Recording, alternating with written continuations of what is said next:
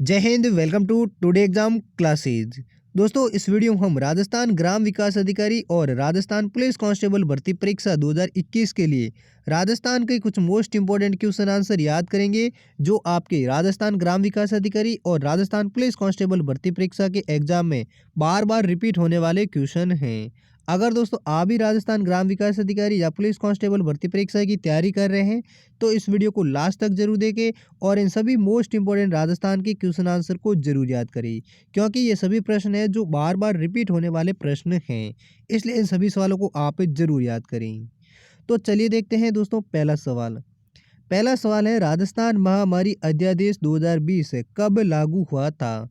तो इस सवाल का सही जवाब देगा ऑप्शन डी, यानी 1 मई 2020 को राजस्थान महामारी अध्यादेश 2020 लागू हुआ था।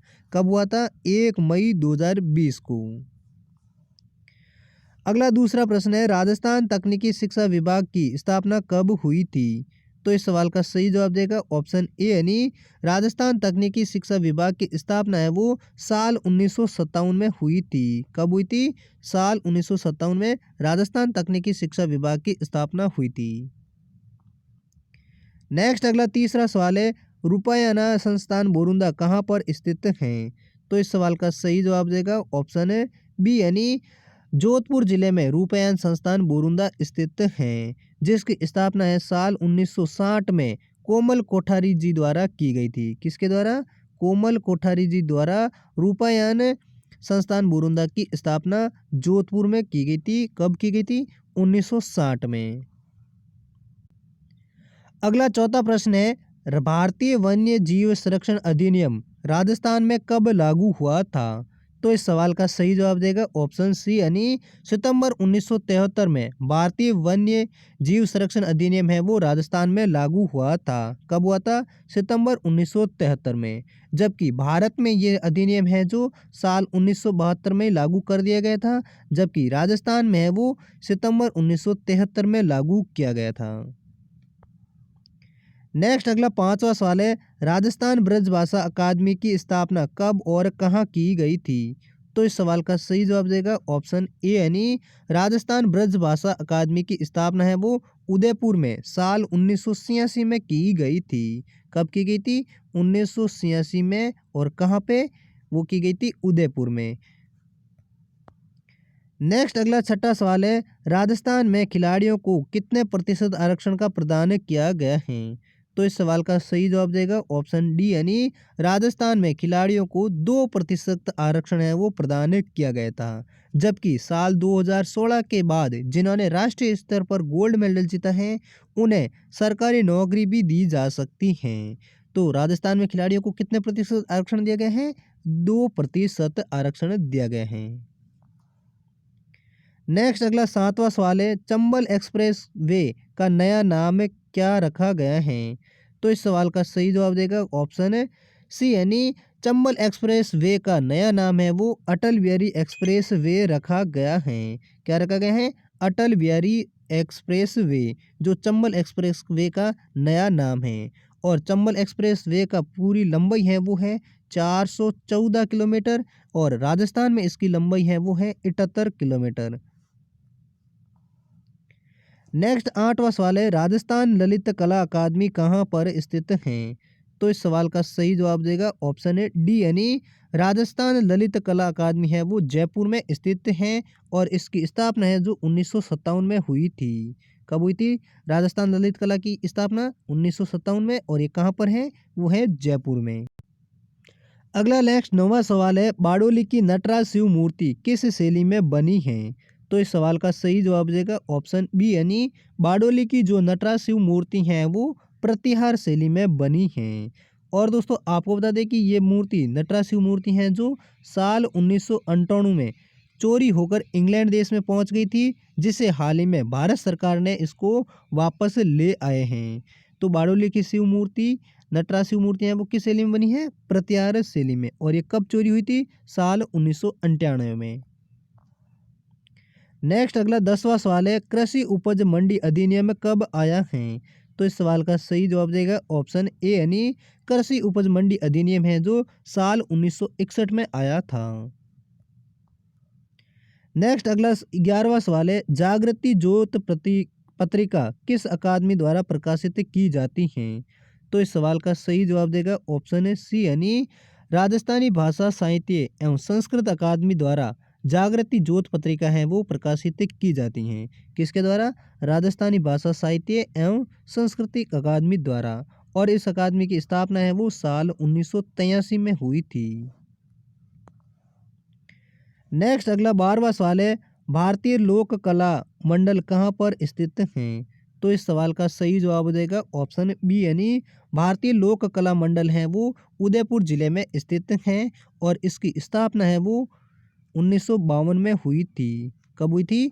1952 में भारतीय लोक कला मंडल की स्थापना हुई थी। और ये कहाँ पर है? ये उदयपुर जिले में स्थित हैं। नेक्स्ट अगला 13वां सवाल है, राजस्थान में मृत्यु भोज अधिनियम कब लागू हुआ था? तो इस सवाल का भी सही जवाब देगा ऑप्शन ए यानी साल 1960 में राजस्थान में मृत्यु भोज अधिनियम लागू हुआ था। नेक्स्ट अगला 14वां क्वेश्चन है, हस्तशिल्प निर्यात संवर्धन परिषद की स्थापना कब की गई थी? तो इस सवाल का सही जवाब देगा ऑप्शन है बी यानी साल 1986-87 में हस्तशिल्प निर्यात संवर्धन परिषद की स्थापना की गई थी। कब की गई थी? 1986-87 में।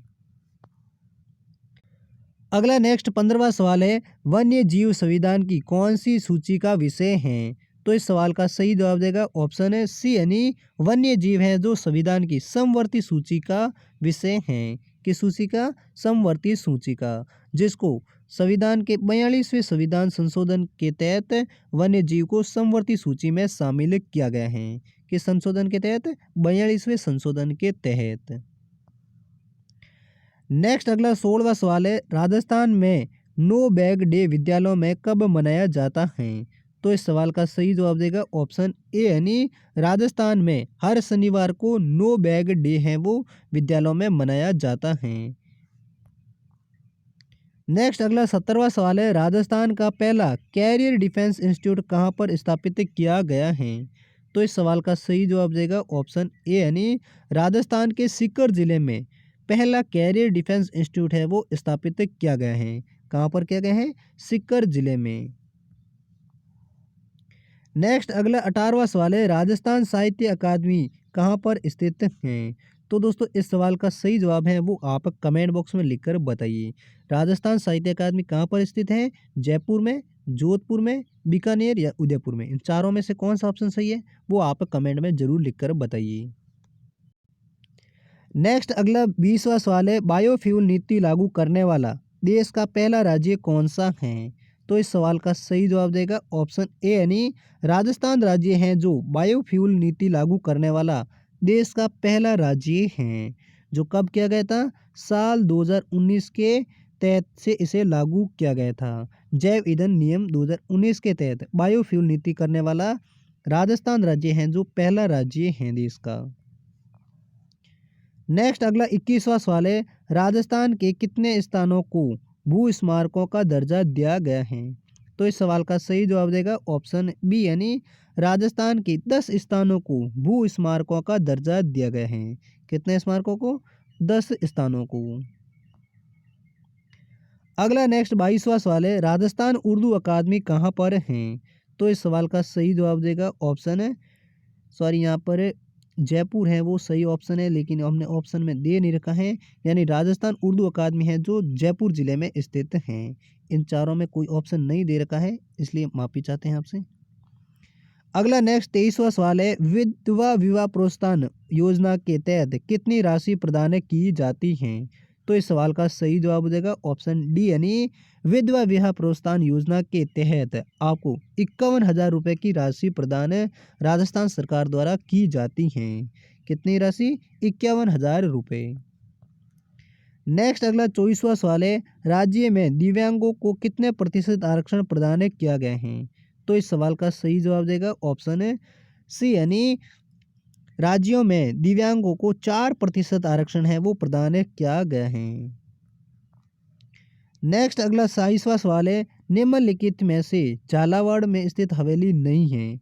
तो इस सवाल का सही जवाब देगा ऑप्शन है डी यानी नानाजी की हवेली है जो झालावाड़ ज़िले में नहीं है, जबकि नानाजी की हवेली है वो जयपुर ज़िले में स्थित हैं। कहाँ पर है नानाजी की हवेली? जयपुर ज़िले में। तो दोस्तों ये थे राजस्थान जीके के कुछ मोस्ट इंपोर्टेंट क्वेश्चन आंसर जो आपके राजस्थान ग्राम विकास अधिकारी, राजस्थान पुलिस कांस्टेबल जैसे एग्जाम में बार-बार पूछे जाते हैं। उम्मीद करता हूँ ये सभी सवाल आपको अच्छे से याद हो गए होंगे। अगर याद हो गए तो इस वीडियो को लाइक करें, चैनल पर पहली बार है तो चैनल को भी ज़रूर सब्सक्राइब करिए। और दोस्तों अब इस वीडियो के लास्ट में एक अभ्यास सवाल है जिसका जवाब आपको कमेंट बॉक्स में लिखकर बताना है। तो आज का अभ्यास सवाल है चौतरा कामायचा कौन से लोकवाद परंपरा से जुड़े हैं?